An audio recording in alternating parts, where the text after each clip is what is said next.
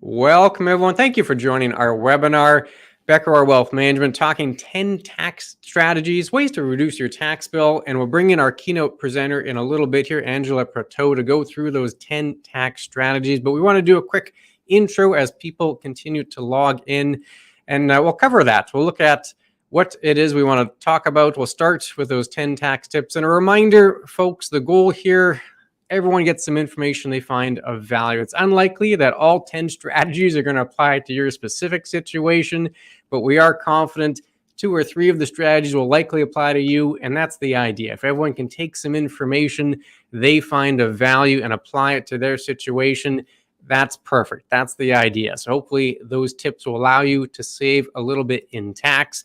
The format for tonight, Kevin and I will do a quick introduction, take a couple of minutes up front to tell you who we are, the company, and then we'll hand things over to Angela, and she'll get right into those 10 tax tips. You'll notice we have the question and answer segment at the end.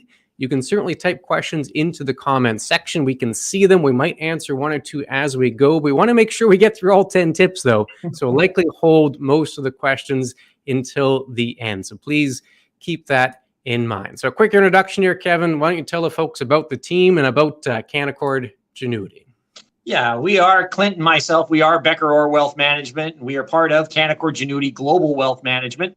We are the largest independent investment firm in Canada. We manage just under $95 billion of clients' assets globally. We are a global firm. We have offices in Canada, the United States, Europe, the UK, as well as Australia. So we've been doing this for a while now. The company's been around for over 70 years. We are also a member of the CIPF, or the Canadian Investors Protection Fund. This is the same insurance package that is offered on accounts by the big bank firms, and it's very important to have for clients going forward. But beyond that, Clint, who else are we? Yeah, we talked about the firm. Let's talk about the team. There we are. You can see the 5 full-time members there, Kevin and myself, the portfolio managers. We have our wealth and estate planning specialist, Adam Buss, in the middle, and then our associate and our assistant, Alicia and Mark are. And there are part-time staff in addition to that help out. And the whole team, our promise to each and every client, it is commitment, clarity, confidence. I know we say this every time, but it's an important reminder. Commitment, that's all about communication. You need to hear from us. Things change. They change in the financial world. They change in your lives. We need to make sure those lines of communication are open. We do our job there. It should lead to clarity. Clarity in the goals, clarity in the objectives, clarity when it comes to the rates of return, the fees, all the cards on the table. And the idea, high level of commitment, high level of clarity, the end result, confidence. Confidence in our team. Most importantly, some peace of mind and confidence with your financial plan.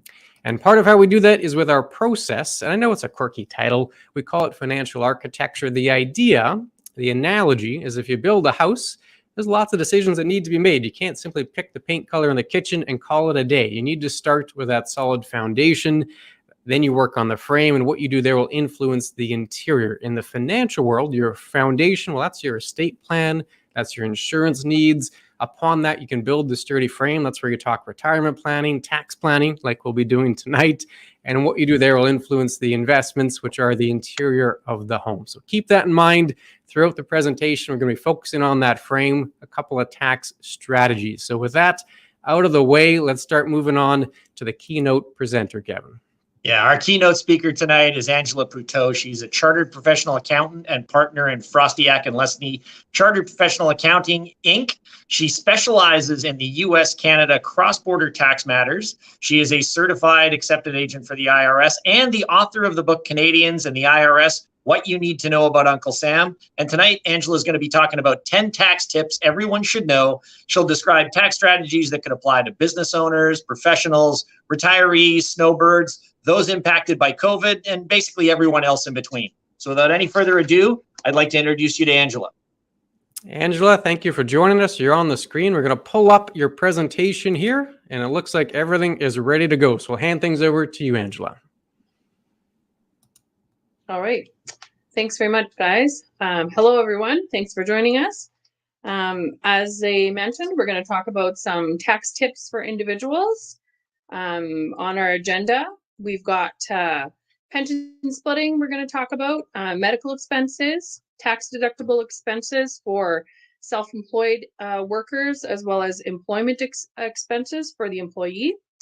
the primary caregiver tax credit, RRSP contributions, TFSA contributions, charitable donations, US and Canadian personal tax filing requirements, home office expenses in general, and new deductions related to working at home due to COVID. And then we're going to finish it off with a bit of a discussion on foreign investments. So to pick my topics, I mean, there's tons of things that you could talk about. I kind of just sort of went with the topics that I find a lot of my clients ask questions about, or areas that they seem to be a little bit unsure of, or I find other people ask questions about, other tax professionals or other accountants that aren't as familiar with tax topics. So the first thing is pension splitting. So who's eligible to pension split? Basically, any resident of Canada who's earning an eligible amount of pension income. So qualifying pension income can be taxable life annuity payments, RCAs, RSPs, RIF annuities, stuff like that. There can be dependent on the age of each of the taxpayers. So each of the spouses would have to meet certain age requirements for different types of income. And the only type of US income that's eligible for pension splitting is US Social Security benefits. So if you have a foreign pension from the States, like an IRA or 401k that you're earning income on, you do not have the ability to split that with your spouse. Up to 50% of the qualifying pension income is eligible to be split. So you can choose anywhere from $0 up to 50% of the eligible amount. And the main benefits people get from splitting pension is that you can reduce a person's income to be below the OAS clawback threshold. And also that reduces your income tax levels because it can drop you a tax bracket in some cases. It may not be both federal and provincial brackets. It may just be a provincial bracket. It all depends. But the main aspect of that would be being able to pension split so that you could take advantage of a lower tax bracket with a spouse that doesn't have as much income, and allow your person who is receiving the OAS to potentially not have to pay back any or as much of their OAS income that they've received during the year. Their requirement for it is that a T1032 pension splitting form must be completed by both taxpayers and must be signed by both taxpayers. Medical expenses are, as you get older, I mean, there's more and more that comes into play. Just ailing people's health that seems to happen, whether it's prescriptions or just people taking care of themselves in terms of, you know, doing chiropractic visits, or if there's an accident, physiotherapy, things like that. So you're eligible to take a deduction for yourself, your spouse, or your dependent minor children for any 12-month period that ends in the tax year that you're filing. So you can include, for example, expenses that would be from 2020, for example. We're coming into the 2021 tax filing period. So I could, if my client had significant medical expenses that maybe didn't meet their threshold requirement in 2020, so they couldn't use them, I could look at using them depending on the months that they were incurred, and then combine them with expenses in 2021. So I could go anywhere from February of 2020 to the end of January 2021, or kind of anywhere in between there. And usually you pick the period that's going to give you the most bang for your buck, kind of thing. In the year a person dies, you can claim expenses in a 24-month period instead of just the regular 12-month period. Canada Revenue's website provides a detailed list of what's considered eligible and non-eligible expense, and then the different kinds of support that you would need should Revenue Canada request proof of those expenses. Generally, if your total medical expenses are over $5,000, Revenue Canada will almost always ask to see proof of those receipts to prove that you actually have legitimate expenses, that it is for you or a dependent or your spouse, and that the right dollar amount has been claimed. So some types of things that are common is medical insurance premiums, prescriptions not covered by your insurance, nursing home expenses. So for that, that would be like attendant care. You have to keep in mind that there are a lot of times on your nursing home receipts, they break it out between rent and eligible attendant care expenses. So there's a portion of the fee that you pay. It generally ends up being about 50% of the overall fee you pay in the year that is actually allocated to rent. And then the other 50% is allocated to an actual attending care expense. You can claim chiropractor care, glasses, hearing aids, physiotherapy, dentists, psychologists, things like that. The one thing that I find very interesting is that massages used to be deductible in Manitoba, but they're not. And they haven't been for the last few years now. I just find it interesting that the government thinks that Manitobans don't need massages. But other provinces, they are allowed to take that as a medical deduction. Medical travel is allowed as long as you travel more than 40 kilometers to seek medical services. So like your dental, chiropractor, things like that. You cannot claim travel to get prescriptions. If you travel more than 80 kilometers one way, then you can claim meals. And you can either use a detailed method to claim the meals, which means actually using receipts, or you can use a simplified method, which gives you an actual dollar value per meal up to 3 meals a day. And the same thing for the mileage. You can use your actual gas receipts, which usually is kind of hard to figure out, or you can actually just track your kilometers, and then it's a specified rate per province times the number of kilometers that you get to claim. It's a non-refundable tax credit, so your medical expenses will never generate you a refund if you don't pay taxes. I have a bit of a pet peeve with this, as there are a lot of seniors that if they don't receive a lot of other income outside of their CPP, OAS benefits and stuff like that, they could be spending a significant amount of money on medical expenses, but not actually receiving any kind of benefit for it, because if they don't pay taxes, then they're not going to be able to get a credit or a deduction for their medical expenses. So that's really unfortunate in my opinion. It's calculated using 3% of your net income to a maximum amount. So you don't end up getting a deduction for your full medical expenses, but you would at least end up getting something. You can claim for other dependents if they live with you, but you have to, like, that are not minor children. So say you have, an ailing parent or a relative or something that lives with you that you're paying medical expenses for, you can claim that, but you have to use their threshold on top of yours as well. And you can claim expenses outside of the country as long as they qualify as eligible expenses per Revenue Canada's guidelines. Some tax deductible expenses relating to self-employed or employment. Essentially, anytime you want to determine whether or not you can deduct an expense for tax purposes, it has to be incurred for the purpose of earning income, okay? So self-employed individuals, that means they're running a business on their own. So if I was a self-employed accountant, let's say, I work for an incorporated company, but if I was doing it on my own, I would have to ensure that the expenses that I'm incurring, if I wanted to deduct them, I would have to be incurring those expenses in order for me to do my job, to be able to earn the income that I'm earning from the business that I'm partaking in, okay? And a lot of that sometimes depends on the type of business that you're operating, so that it would be common sense to know whether that type of expense would actually be legitimate for the type of business that you're running, or if a person was kind of just trying to skirt a bunch of expenses sort of under the table sort of thing to get extra deductions, okay? Most of them would include home office expenses if your home is your principal place of business, or you use that space exclusively for business purposes on a consistent basis. If you're an employee, you need a signed T2200 declaration of conditions of employment.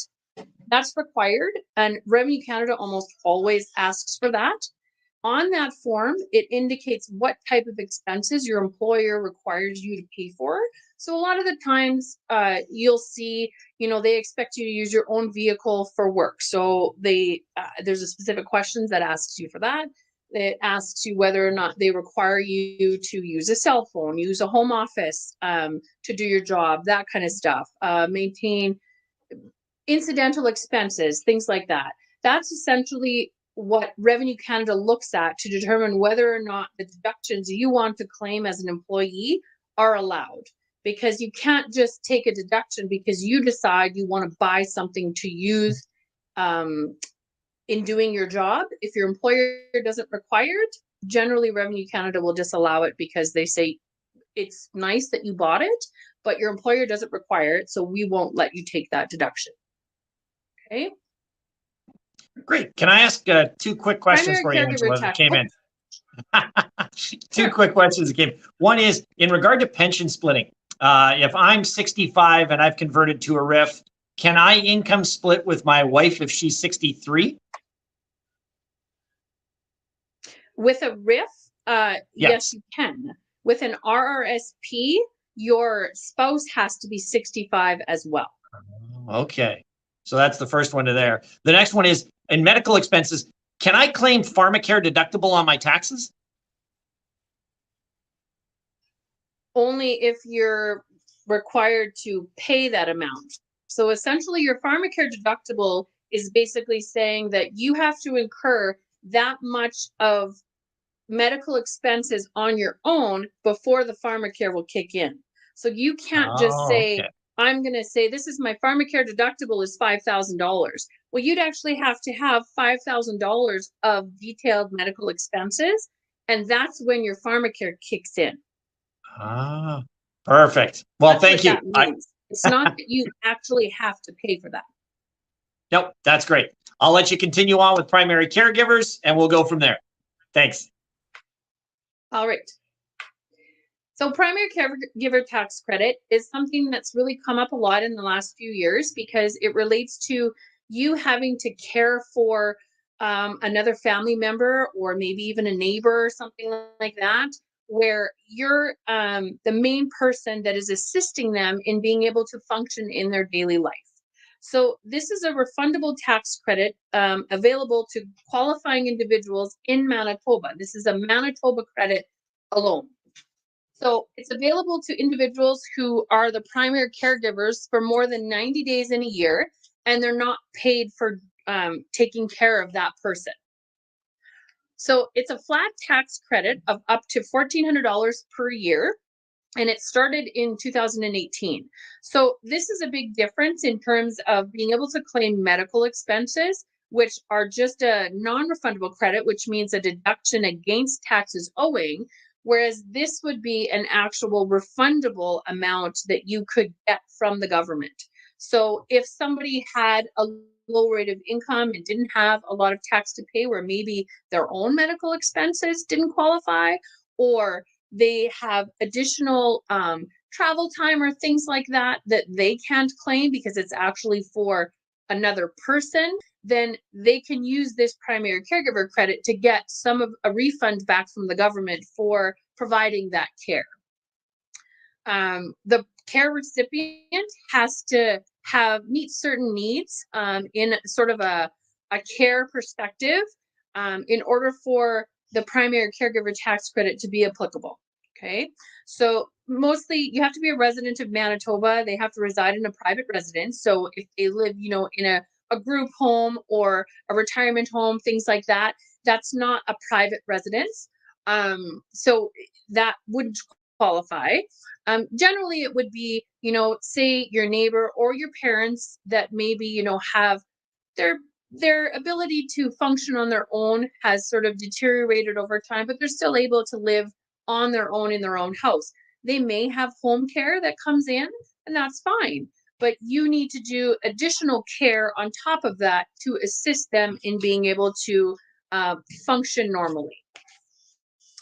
So this gives you an idea of what an adult person would qualify for the primary caregiver tax credit.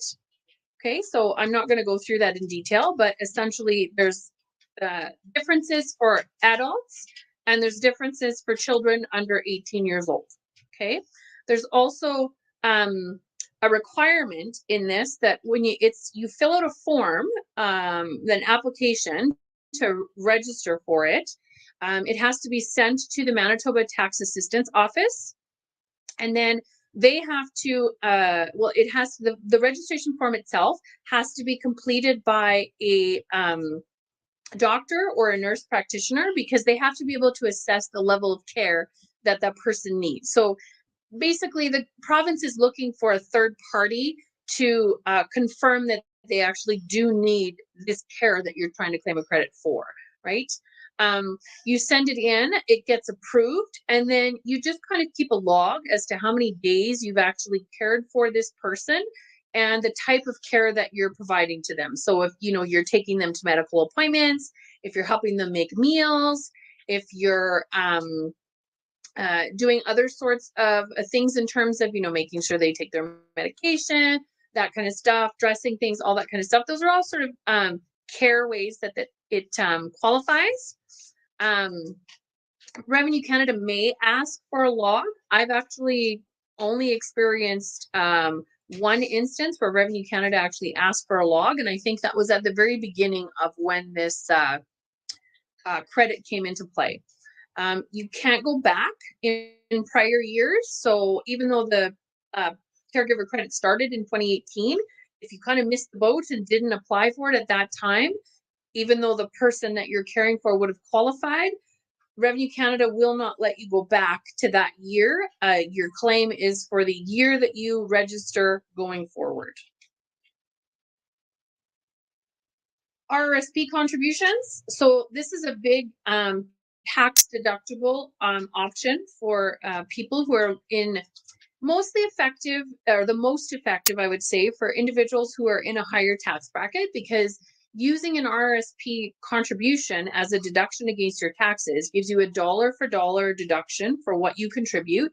So it could allow you in certain circumstances to decrease your taxable income from one tax bracket down to the next. You can contribute up until the year that you turn 71, so up until the end of that year. There's a limit on the dollar amount that you can contribute. And then if you have an employer-sponsored pension plan, that can reduce the eligible amount of RRSP contributions that you can make in addition to what you already contribute to your employer-sponsored plan. Essentially with that, it's the government's way of saying not everyone has the ability to have an employer also have a pension plan available to them. So they don't want anyone who has that luxury in their mind to be able to save more for retirement than the average person. Okay. There is an issue though if you over contribute. So you can over contribute in any year by $2,000 or less. Once you go over $2,000 for an excess contribution, you would actually be required to file what's called a T1 OVP. So it's an over contribution return, basically advising Revenue Canada that you have over contributed and what month that happened, and then how many months that over contribution continues. And you'd be charged a 1% penalty for every dollar that's over that $2,000 threshold in excess of your limit. So depending on the dollar value of what that is, it could add up. I've actually had in the last 2 or 3 years, probably a handful of these that I've had to do. And it's been more prominent at times where somebody has gone on maternity leave and they weren't contributing to their pension. So then they came back to work and then they were able to do catch-up contributions to their employer's pension plan, so their work pension plan, but then that is a pension adjustment that affects their RRSP contribution room. So they still continue to regularly contribute to RRSPs, unknowingly over contributing because of the adjustment that their contributions for prior service that they missed when they were maternity leave is affecting. So there is some people that they've had penalties in the thousands of dollar ranges because of this. So it is something to just keep in mind. There's also over contributions that happen because people are confused on the type of income that qualifies to generate RRSP room. So it's only earned income. Earned income essentially is considered self-employment income, wages. You can't use investment income, which would be dividends, capital gains, interest, rental income, stuff like that. That doesn't qualify as earned income to generate RRSP contribution room. If you over contribute, you can withdraw the excess contributions to help get rid of that penalty. However, until you withdraw the amount, the penalty will apply. So it's always good to sort of be on top of that sooner than later. And a lot of times what I find is that because I don't know about my clients' contributions until it comes tax time. So if I'm aware of their regular contributions that they're doing, then it's easier for me to be able to notify them sooner than later that they're coming into a problem. But most of the time, I find out about it after they've already over contributed. So it's kind of, you need to react and deal with it right away in order to reduce the hit that they end up taking on the penalty. The penalty actually ends up applying. Sorry, I'm just trying to change my, oh, didn't want to change to start with. There we go.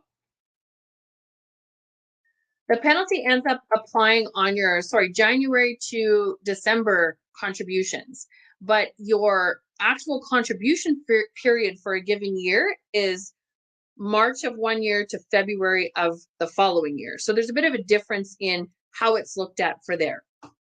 Just something to kind of keep in mind. So as I mentioned, benefits of contributing to RSPs, they're dollar for dollar deduction. You can reduce your income to a lower bracket. Essentially, all you're doing is you're deferring your tax to a later period. But the goal is that you would not be earning your employment income in a later period. So you have a higher possibility that you would have a lower overall income level in the year that you start drawing on your RSPs or your RIFs in after turning 71, so that you would pay less tax in a future year than you would pay now if you didn't make the RRSP contribution and had a higher taxable income level. Making RRSP contributions also changes the possibility of your income being able to be split with your spouse. In retirement years, you can't split wages. So that's a potential way to reduce taxes in a later year as well. And then you can always contribute to a spousal plan as well to further access the ability to take advantage of the lower tax rates that would be applicable to spouses. What I mean by that essentially is that some spouses just may have a lower paying job than the others. So they have a lower income coming in normally, but they don't have an employer sponsored pension plan, or they don't have a significant amount of money that they put into their own RSPs. So the person who's making the contribution has to have the contribution room and would get the deduction, but they can designate the contribution to a spousal plan, which means they get the deduction for tax purposes, but the spouse picks up the income later on when it's drawn out.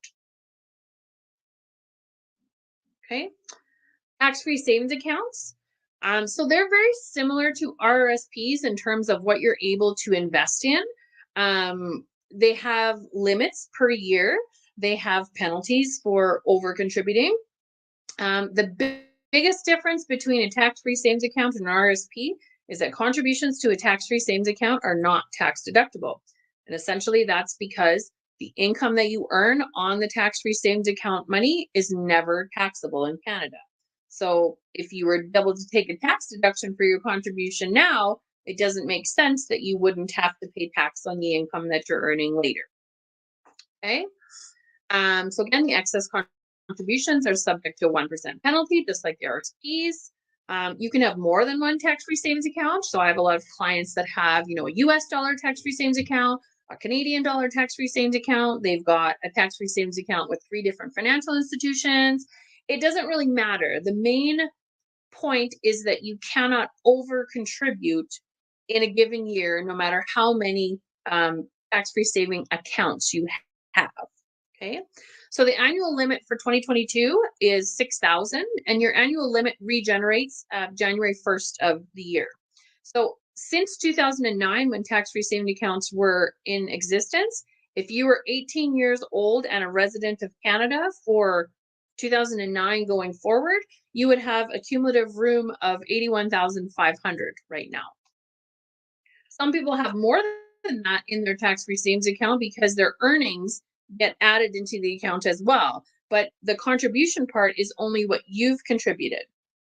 So one of the other benefits of tax-free savings accounts is that when you take the money out, you can take out more than your actual contributions. And that whole amount that you take out actually adds to your contribution room. So if I had contributed the full 81,500, but let's say my tax-free savings account has $100,000 in it because of the money that I've earned over the years, earning dividends and interest, selling stocks, whatever there is in there. If I were to draw out that $100,000 in 2022, then in 2023, that $100,000 would get added to my 2023's contribution room of $6,000. So now I'd have $106,000 of contribution room. Just remember that when you withdraw from your tax-free savings account, your withdrawn amount does not add to your contribution room until the following calendar year. So that's one thing to really keep in mind, because I've had a lot of people who have actually said, oh, I took the money out, but I want to put it right back. So I'm just putting back the same amount. If you've already contributed your maximum for the year and then you contribute again, you're over contributing. Great. Well, we'll take a quick pause here, Angela. We've gone through six strategies already. We'll tackle a few more questions and then finish off the last four. You touched on RSPs, and one question we get quite frequently is, when does an RSP make sense? If you have a low income, is there a point where it's too low where you're not getting a lot of benefit? And is there a level where the income is high enough where it makes a lot of sense? Do you have kind of a rule of thumb to help out there? Essentially, my rule of thumb with that is that if you're, it's always nice to save for later, right? So if that's your intent, is you want to put money away to just earn extra money on something to save for something else, you first look at an RRSP or a tax-free savings account. If you're in the lowest tax bracket that's possible, then an RRSP isn't as beneficial, because you're not going to get lower than that later on when you start to earn the money, right? Your main goal for making an RRSP contribution is to reduce your tax now and maybe reduce it later. So if you're in, higher than, let's say, the first or second federal income tax bracket, because the provincial brackets jump a lot faster than the federal ones. If you're in the second or third or higher income tax bracket from a federal perspective, making an RRSP is a great idea, because you're going to potentially drop down to the lower brackets, which means you're going to save taxes. And you could be in the lower brackets later on when you retire. If not, if you're not going to drop a bracket, then contribute to your tax-free savings account first. And if you have more than you're actually allowed to contribute to that you want to put away, then look at putting money into an RRSP. Very good advice. We appreciate the tip. One more quick question here. You talked about multiple TFSAs, and we see that all the time as well. Some folks will have two or three, one at the credit union, one at the investment firm, and then maybe one they manage on their own. If someone wanted to find their TFSA room just to make sure they're on side, is there somewhere they can check to make sure they're below their total for contributions? Well, usually Revenue Canada puts your tax-free savings account room on your notice of assessment each year. I did notice that in the last year or so, they haven't consistently been doing that. So they do actually have it available in their online accounts for every taxpayer. So if you have your My account set up through Revenue Canada, you can access that yourself, or your accountant would have access to that information. Because just like our firm, I'm sure what they would do is they would have an online access to every individual taxpayer's account that they prepare tax returns for through their represent a client, right? Because it's authorizing us to speak to Revenue Canada on your behalf, and it's authorizing us to access your online data with Revenue Canada so that we can double check RSP limits, TFSA limits, tax slips that Revenue Canada has versus you have, all that kind of stuff. But generally, it's the notice of assessment that would have the details on it. Perfect. So CRA, the notice of assessment. If not, you can contact your accountant. They should be able to help out to confirm the TFSA room. So we'll let Angela finish the last 4 topics here, last 4 tax strategies, and then we'll take even more questions. So please type them in the comment section. We'll make sure we get an answer by the end of the presentation. So I'll let you continue, Angela. Okay. There is a lot of information on the different slides. So again, I'm not going through everything, but you have the ability to go back and check it out later if you want to relook at what I didn't mention or what I did mention, and you just want to confirm how the wording was. So charitable donations, these are a non-refundable tax credit as well. And it's an eligible amount that you gift to qualified donees. So those would be registered organizations. The claim limit is 75% of your annual net income. Any unused donations carry forward for 5 years, and there are some exceptions to that. Carry forward donations are claimed first. Foreign donations may only be deductible against foreign income from the same country. The only exception to that would be if you've contributed to an organization, say an educational institution or something of which you are an alumni. Then you can actually deduct your contribution to that foreign entity against your Canadian income. So a lot of times I see my clients, they have donations that they make to United States charities, and because they know someone in the States, or people subject to Hurricane Katrina or things like that, right? So they just want to donate for a good cause, and that is perfectly fine. But unfortunately, you don't always have the ability to take that deduction on your taxes, because if you don't have any U.S. source income, you can't deduct that contribution.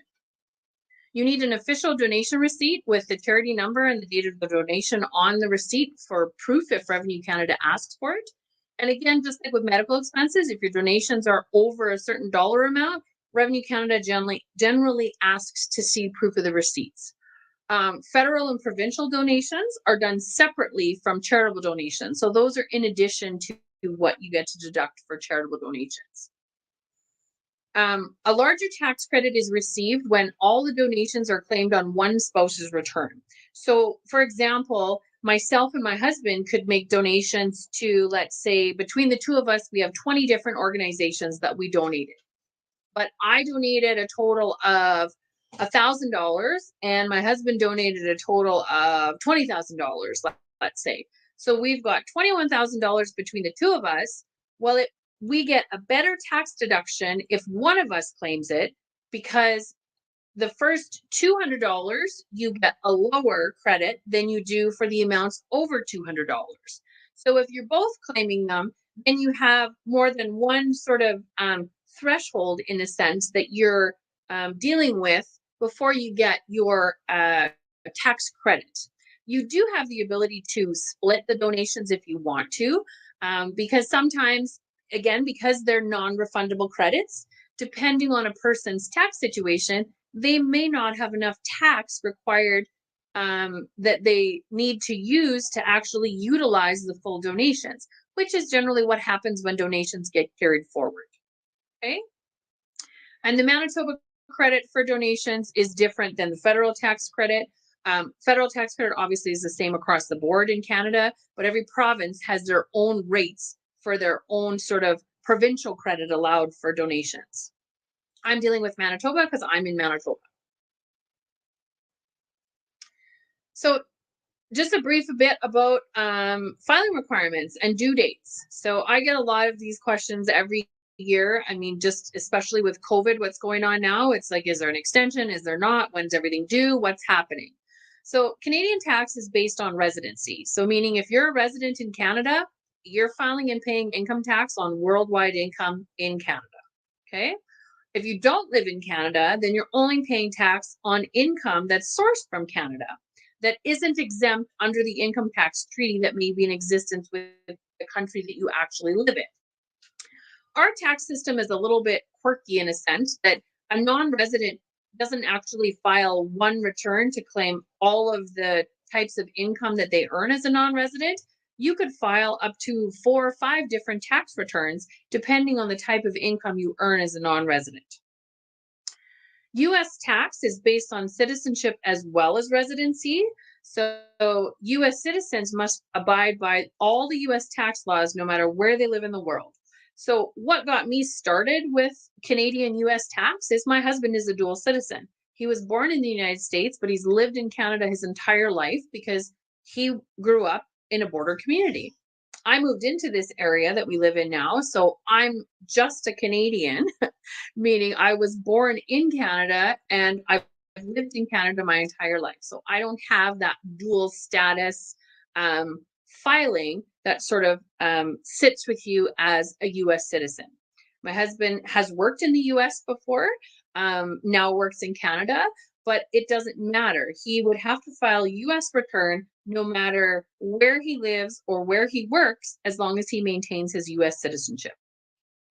Worldwide income is taxable in the US as well, but because there's a treaty between Canada and the US, it eliminates the possibility of double taxation.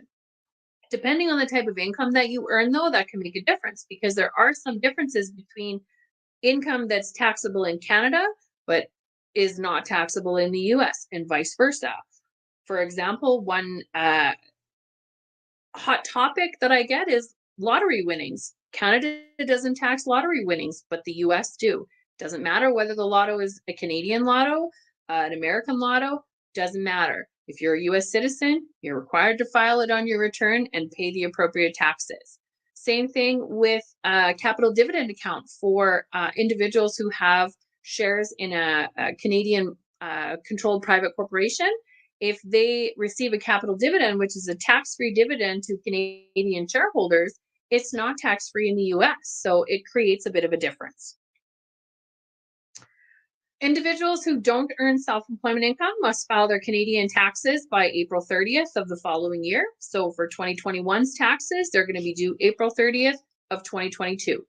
Obviously, if the date ends on a weekend, it's the following business day that is considered the due date.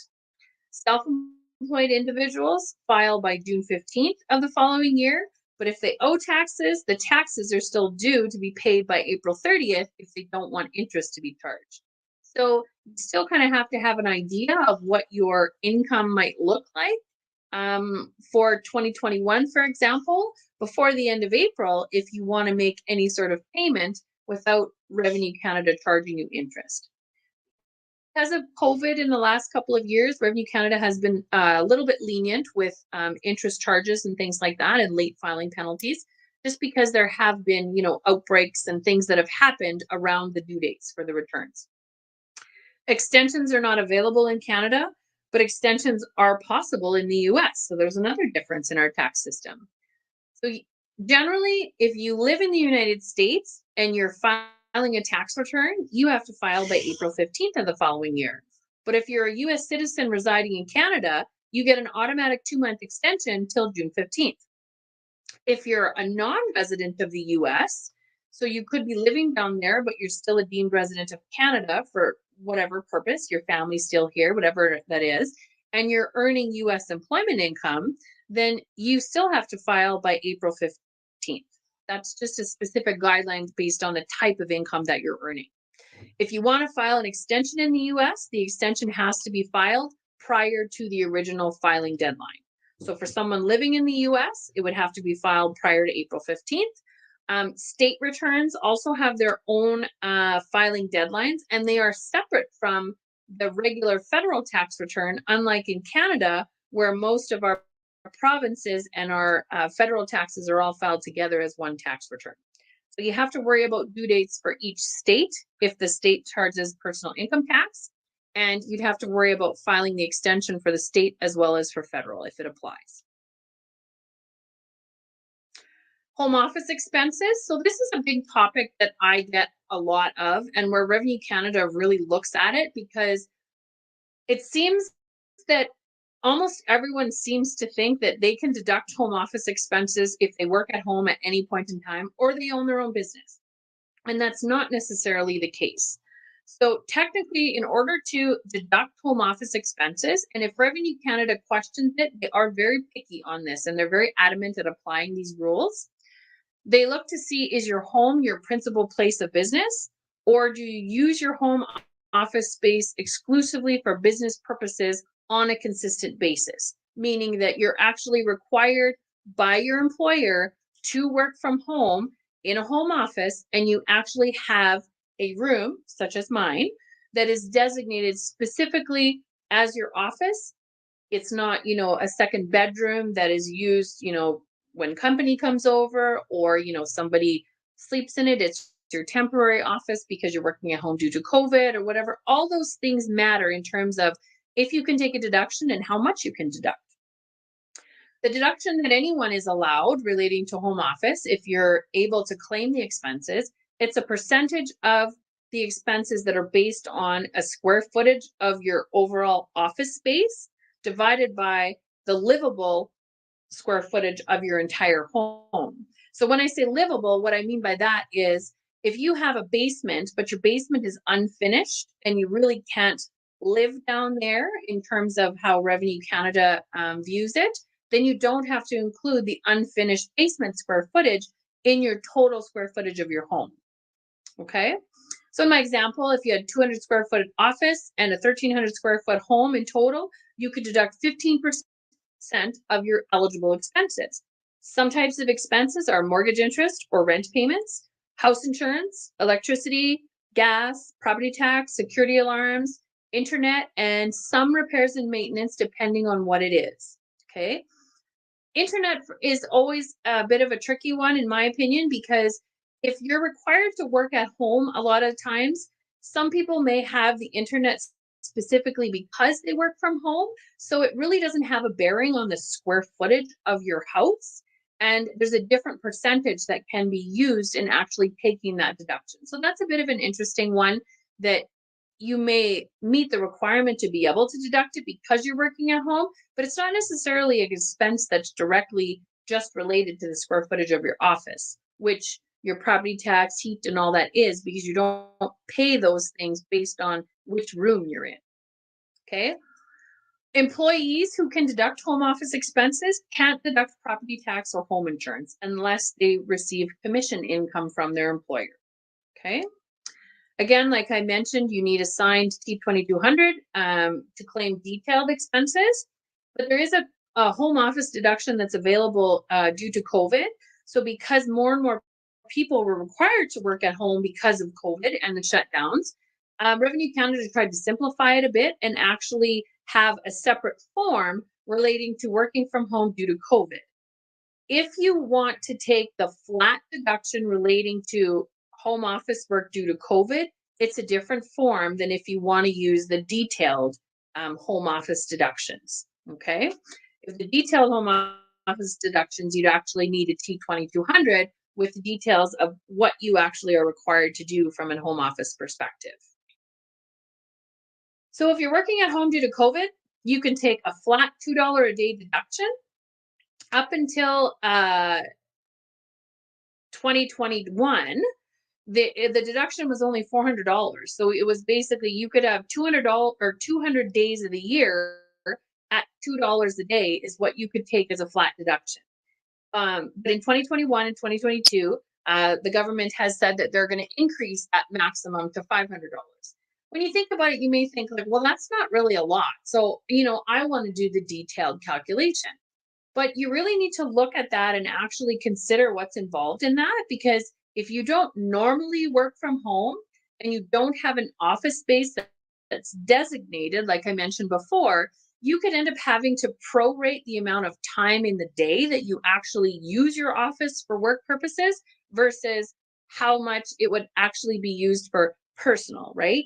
So a lot of times I find my clients say, well, I have a second bedroom, which is my spare room, but I use that for my home office. Okay, but it's available for a secondary use, not just your home office. So you'd have to consider, well, I work in my office 8 hours a day, but there's 24 hours in a day. So even though you're doing the square footage calculation and the total of your expenses for the actual period that you worked at home, you then have to prorate that again for 8 of the 24 hours a day based on the number of days you worked from home. So it gets a little complicated sometimes, and it may end up being less than a flat $500 deduction.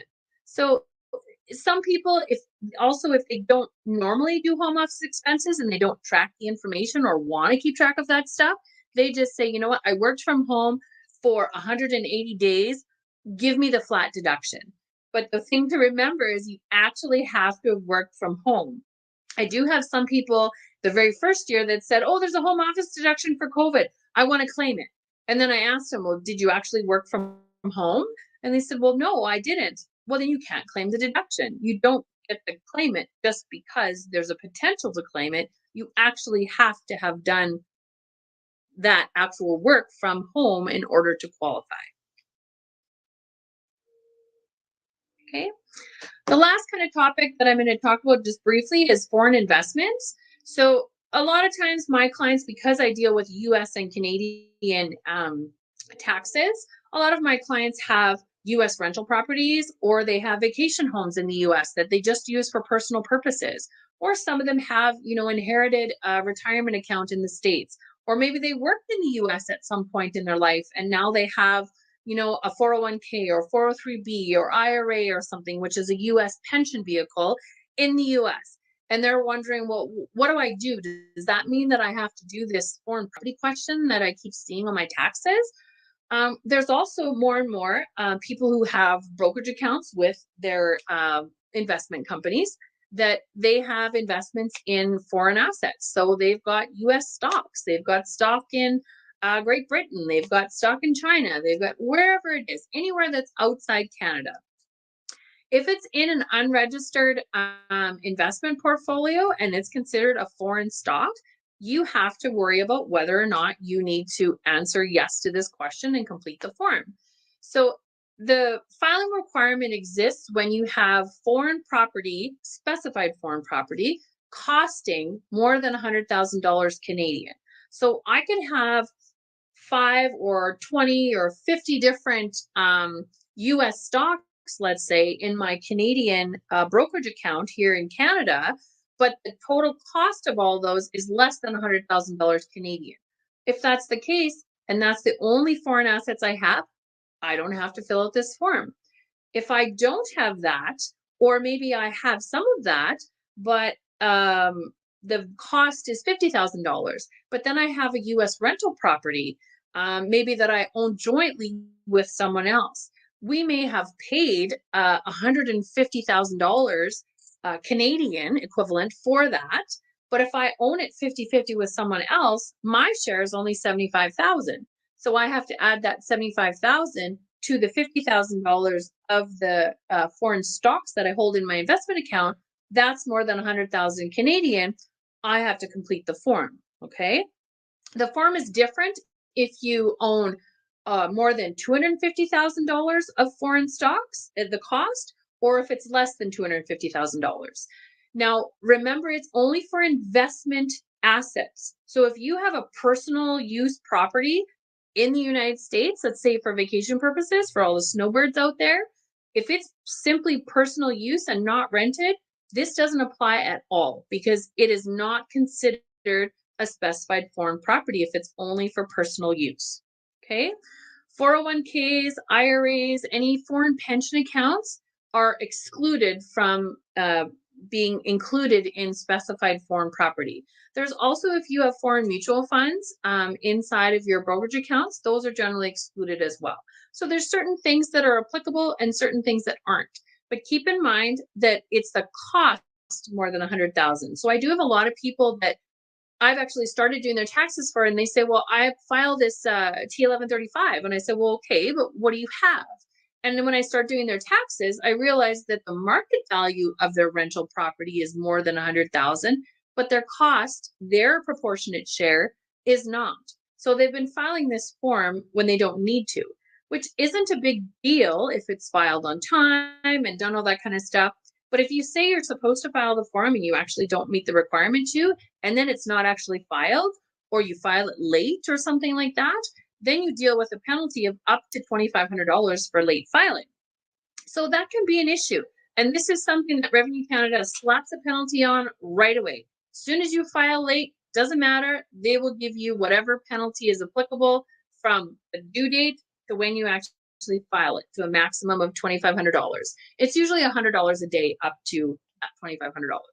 It's due when your tax return is due. So if you have an April 30th filing deadline, you got to file this as well by April 30th. There's a question on your tax return about it, but it's a separate filing from your actual income tax return. Okay.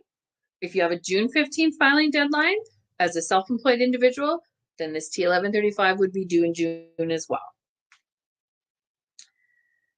Just because you have foreign property doesn't mean that you have to file a foreign tax return. Essentially, what I mean by this would be is if you have foreign investment property in terms of stocks. So if I have a Canadian brokerage account that has, let's say, $1 million in it, and I've got $750,000 of that is in US stocks. I'm just going to use that as an example. As long as if I'm receiving dividend income or whatever kind of income I'm earning, as long as the withholding taxes are properly taken on that type of income in accordance with the treaty between Canada and the US, I don't have to file a US tax return because I'm not a US citizen. I'm just a Canadian resident, Canadian tax filer who's earning foreign income, but that tax is being taken care of sort of behind the scenes for me. So as long as it's in accordance with the income tax treaty that Canada has with the US, I don't need to file anything. Technically, if there isn't tax deducted when there should be, I'm obligated to file the tax return in the US to give the US government the money that they're entitled to. But most people don't do that because usually it's deducted when it needs to be. And if you have a tax payment that is deducted off your slips, you get a credit for that on your Canadian tax return. Owning shares in a foreign affiliate is a different filing requirement, and that's essentially if you own 10% or more of a foreign corporation. There are some individuals that have that, so we do have those filing requirements as well. But in most cases, in terms of individuals, it's usually the T1135, and T1134s have changed their due dates and stuff like that as well, but the penalties are very similar to T1135s. Okay.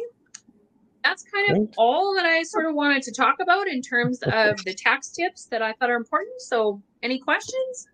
Yeah, we appreciate that, Angela. We do have a couple of questions. We answered a few in the comment section as we went, and then we've got a few saved up for you. So I'll start off. The first one from Bruce. Thanks for asking the question, Bruce. This is going back to home expenses. If I pay rent, work outside the home, can I claim any of my rent on my taxes? If you say that again, if you pay rent. If I pay rent and then work outside of the home, can I claim any of the rent on my taxes? If your rent is simply for you living in the property and you're not doing your job from inside your home, then no, you cannot claim that as a deduction for like home office expenses.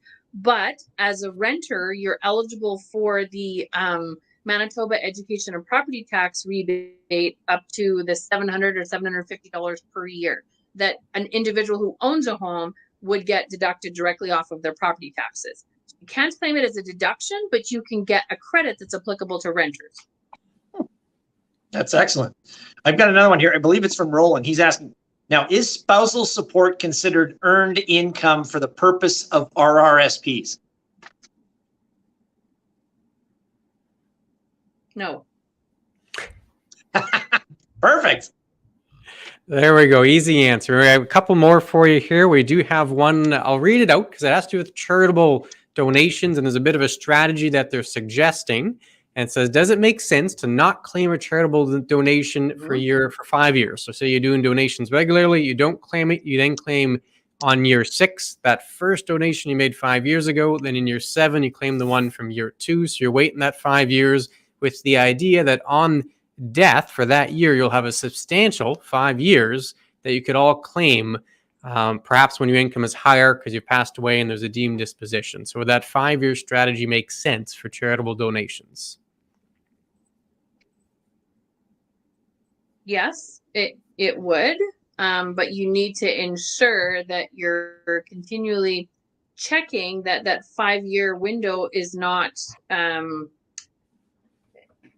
being exceeded, because if you don't have the, I'm sure in this case you would, but once that 5th year comes up, right, you have to claim that first deduction. So if you don't die when you think you're going to die, right, because how can you really, figure out the 5 years?